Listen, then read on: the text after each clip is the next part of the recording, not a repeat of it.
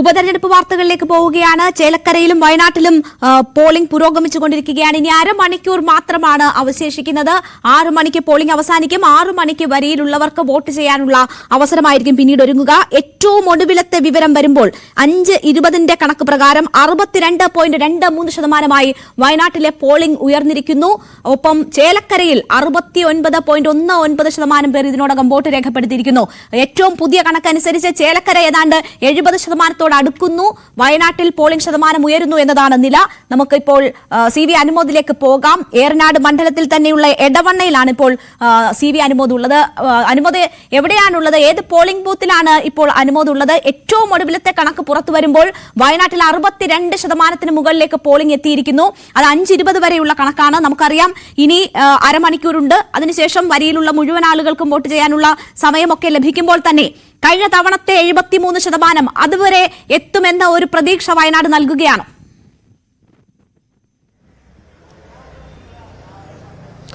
ഇടനായി നിൽക്കുന്നത് എടവണ്ണയിലാണ്. നമുക്ക് ഇവിടെ പോളിംഗ് ബൂത്ത് കാണാം. ഒരു തിരക്കുമില്ല, ആരും തന്നെ വോട്ട് ചെയ്യാനില്ല. അത്രയും കാലിയായി കിടക്കുകയാണ്. 6 മണി വരേക്ക് ഇവിടെ എത്തുന്നവർക്ക് വോട്ട് ചെയ്യാനുള്ള അവസരമുണ്ട്. പക്ഷേ നമ്മൾ ഇപ്പോൾ ഇതിനിടെ കണ്ട 4-5 ഇടങ്ങളിലും സമാനമായ സാഹചര്യം തന്നെയാണുള്ളത്. പോളിംഗ് ബൂത്തുകളൊക്കെ ആളൊഴിഞ്ഞ് ശൂന്യമായി കിടക്കുന്ന ഒരു സാഹചര്യമാണ് എടവണ്ണ മേഖലയിൽ, പ്രത്യേകിച്ച് ഏറനാട് മണ്ഡലത്തിന്റെ ഈ ഭാഗത്ത് നമുക്ക് നേരിൽ കാണാൻ കഴിഞ്ഞിട്ടുള്ളത്. നേരത്തെ രേണുക സൂചിപ്പിച്ച കണക്കുകൾ തന്നെയാണ് ഇതിൽ ഏറ്റവും പ്രധാനപ്പെട്ടതായിട്ടുള്ളത്. നിലവിലെ ഏറ്റവും ഒടുവിൽ വന്ന കണക്ക് പ്രകാരം പോളിംഗ് ശതമാനം 62.23 ആണ്. അതിൽ ഏറ്റവും അധികം പുരുഷന്മാരുടെ കണക്ക് 59.78, സ്ത്രീകളുടെ 64.61, ട്രാൻസ്ജെൻഡേഴ്സിന്റെ 21.42. ഇങ്ങനെയാണ് ഓരോ ലിംഗം തിരിച്ചിട്ടുള്ള കണക്കുകൾ. അതിൽ തന്നെ ഈ ഓരോ മണ്ഡലം തിരിച്ചുള്ള കണക്കുകൾ നോക്കുകയാണെങ്കിൽ ലഭ്യമായതിൽ ഏറ്റവും അധികം പോളിംഗ് നടന്നിട്ടുള്ളത് ഏറനാട് തന്നെയാണ്, 66.69. അതേപോലെ തന്നെ ഏറ്റവും കുറവ് ഉള്ളത് നിലമ്പൂരുമാണ്, 59.72. ഈ തരത്തിലാണ് പോകുന്നതെങ്കിൽ 70ന്റെ മുകളിലേക്ക് പോളിംഗ് ശതമാനം ഉയരാനുള്ള സാധ്യത വളരെ കുറവാണ്. വളരെ കുറവാണെന്ന് മാത്രമല്ല, UDFന്റെ പ്രതീക്ഷകൾക്ക് വലിയ മങ്ങലേൽപ്പിക്കുന്ന തരത്തിലാണ് ഈ പോളിംഗ് ശതമാനത്തിന്റെ ഇപ്പോഴത്തെ സാഹചര്യം ഉള്ളത്.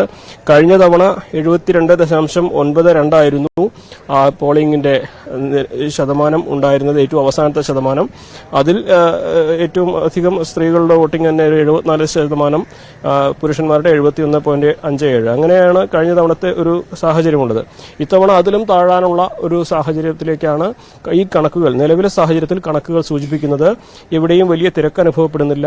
ഇതിന് പല കാരണങ്ങളുണ്ട്. എന്തുകൊണ്ട് ഈ പോളിംഗ് ശതമാനം കുറഞ്ഞു എന്നതിനെ കുറിച്ച് ഇപ്പോൾ തന്നെ ചർച്ചകൾ സജീവമായിട്ടുണ്ട്. ഒന്ന്, രാഹുൽ ഗാന്ധി മത്സരിച്ചപ്പോൾ 2019 മാത്രമാണ് 80% മുകളിലേക്ക് വയനാട് മണ്ഡലത്തിലെ പോളിംഗ് ശതമാനം ഉയർന്നിട്ടുള്ളത്. അതുവരെ 72, 73 അല്ലെങ്കിൽ 75 താഴെ എന്ന ഒരു ശരാശരി നിലയിലാണ് ഉണ്ടായിട്ടുള്ളത്. പക്ഷേ അനുമോദ്, ഇത് പ്രിയങ്ക ഗാന്ധിയുടെ കന്നി മത്സരമാണ്, കന്നി തെരഞ്ഞെടുപ്പാണ്. ദേശീയ രാഷ്ട്രീയത്തിൽ പോലും ആ രീതിയിൽ പ്രാധാന്യം അർഹിക്കുന്ന ഒരു തെരഞ്ഞെടുപ്പാണ് വയനാട്ടിൽ ഇത്തവണ ഉണ്ടായിരിക്കുന്നത്. ആ ഒരു ആവേശം ജനങ്ങളിലേക്ക് എത്തിയിട്ടില്ല എന്ന് പറഞ്ഞാൽ അത് ബുദ്ധിമുട്ടാണ്. കോൺഗ്രസിനെയൊക്കെ സംബന്ധിച്ചാണെങ്കിൽ അത് വിശദീകരിക്കുക. ഇതിപ്പോൾ PV അൻവർ ഇപ്പോൾ അനുമോദിനോടല്ലേ പറഞ്ഞത്, അവിടെ കാര്യങ്ങൾ അത്ര ഊർജിതമായിരുന്നില്ല, ഞാൻ വാൺ ചെയ്തതാണ്, ഞാൻ സൂചിപ്പിച്ചിരുന്നതാണ് എന്ന് PV അൻവർ പറയുന്നു. അൻവറിന് പോലും മനസ്സിലായി, കോൺഗ്രസിന് കാര്യങ്ങൾ മനസ്സിലായില്ല എന്നാണോ? കോൺഗ്രസിന്റെ ആവേശം ജനങ്ങൾക്ക് വോട്ട് ചെയ്യാനുണ്ടായില്ല എന്നുള്ളതാണ് നമുക്ക് ഈ ഘട്ടത്തിൽ വിലയിരുത്താൻ കഴിയുക. കോൺഗ്രസുകാർക്ക് പ്രിയങ്ക ഗാന്ധി വരുമ്പോൾ വലിയ ആവേശം ഉണ്ടായിരുന്നു പ്രചരണത്തിലല്ല. പക്ഷേ വോട്ട് ചെയ്യുമ്പോൾ ജനങ്ങൾക്ക് അത്ര ആവേശം ഉണ്ടായിട്ടില്ല എന്നതിന്റെ തെളിവാണ് ഇപ്പോൾ നമ്മൾ കാണുന്ന കണക്കുകൾ. പല കാരണങ്ങളുണ്ട് അതിന്. ഒന്ന്, ഈ അടിച്ചേൽപ്പിച്ച തെരഞ്ഞെടുപ്പ് എന്ന തരത്തിലുള്ള പ്രചാരണം ഇവിടെ പ്രതിഫലിച്ചിട്ടുണ്ട് എന്ന് തെളിയിക്കുന്നുണ്ട്. രണ്ടാമതായിട്ട് 7 മാസത്തിനിടെ വന്ന രണ്ടാമത്തെ തെരഞ്ഞെടുപ്പ്, അതിനിടയിൽ ഒരു വലിയ ദുരന്തം വന്നു. അതേസമയം ഈ വഖഫുമായി ബന്ധപ്പെട്ട വിഷയങ്ങളിൽ ക്രിസ്തീയ മേഖലകളിൽ വലിയ പ്രതിഷേധം ഉയർന്നിട്ടുണ്ട്. അവിടെ BJP വലിയ പ്രചരണ വിഷയമാക്കിയിട്ടുണ്ട്. അത് BJPക്ക് അനുകൂലമായിട്ടില്ലെങ്കിലും ചിലപ്പോൾ വോട്ട് ചെയ്യാതെ മാറി നിൽക്കാനുള്ള സാഹചര്യം ഒരുക്കിയിരിക്കാം. അതിനെല്ലാം അപ്പുറത്ത് രാഹുൽ ഗാന്ധി പ്രധാനമന്ത്രി സ്ഥാനാർത്ഥി എന്ന നിലയിൽ എല്ലാവരും പ്രതീക്ഷയോടെ വോട്ട് ചെയ്ത ഒരു സാഹചര്യം ഇപ്പോഴില്ല. ഇവിടെ എന്താണെങ്കിലും പ്രിയങ്ക ഗാന്ധി ജയിക്കും. അപ്പോൾ അനുമോദ്, നമ്മൾ കണ്ടതാണ് ഈ 3 ഉപതെരഞ്ഞെടുപ്പുകളിൽ കോൺഗ്രസ് ക്യാമ്പ് ചെയ്ത അല്ലെങ്കിൽ കോൺഗ്രസിന്റെ കോൺസെൻട്രേഷൻ മുഴുവൻ പാലക്കാടായിരുന്നു. പാലക്കാടിനെ ചുറ്റിപ്പറ്റിയായിരുന്നു വിവാദം. അതിന്റെ പാലക്കാട് വിജയിക്കുക എന്നത് വി.ഡി. സതീശന്റെയും ഷാഫി പറമ്പിലിന്റെയും ഉത്തരവാദിത്തമായി മാറുന്നു.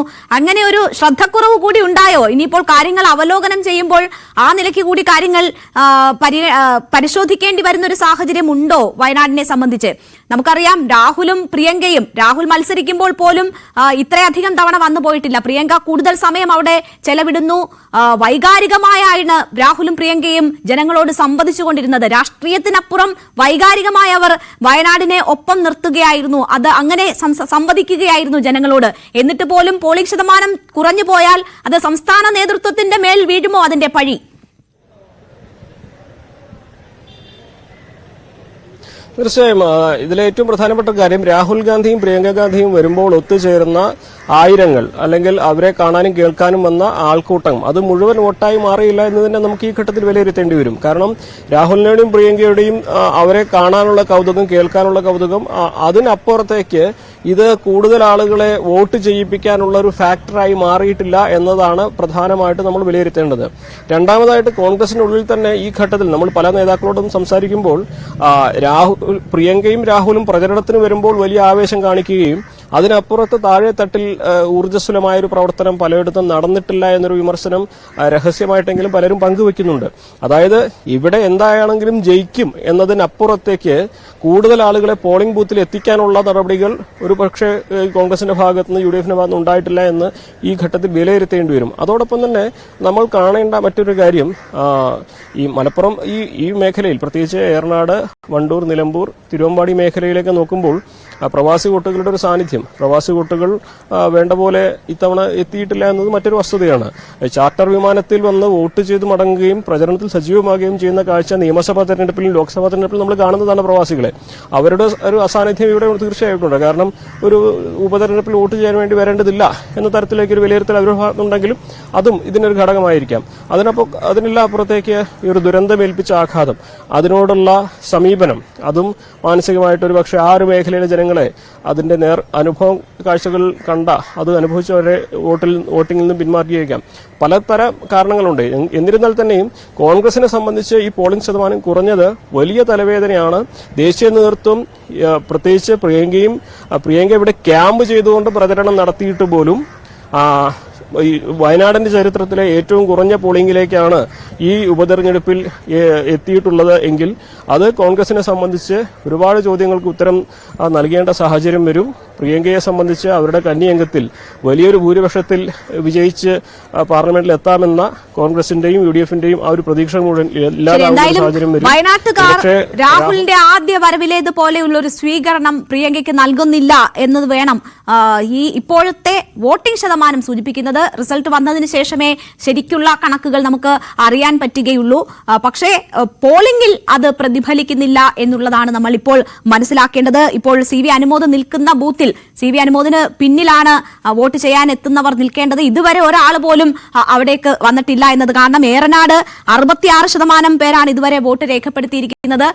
കഴിഞ്ഞ തവണ 76% പേർ ഏറനാട് മണ്ഡലത്തിൽ വോട്ട് രേഖപ്പെടുത്തിയിട്ടുണ്ട്. അപ്പോൾ 10% അവിടെ കഴിഞ്ഞ തവണത്തെ അത്രയെങ്കിലും എത്തണമെങ്കിൽ പോലും 10% വോട്ട് കൂടി ഇനി രേഖപ്പെടുത്തേണ്ടതുണ്ട്. ആ സാഹചര്യത്തിൽ ഇപ്പോൾ പല ബൂത്തുകളിലും ഇതാണ് അവസ്ഥയെങ്കിൽ ഒരു പക്ഷേ പോളിംഗ് ശതമാനം കുറയാനുള്ള സാധ്യത അത് 2024 7 മാസം മുമ്പ് നടന്ന തെരഞ്ഞെടുപ്പിനേക്കാൾ കുറയുമോ എന്നൊരു ആശങ്ക വയനാടിനെ സംബന്ധിച്ചുണ്ട് എന്നതാണ് സി.വി. അനുമോദ് സൂചിപ്പിക്കുന്നത്. നമുക്ക് ചേലക്കരയിൽ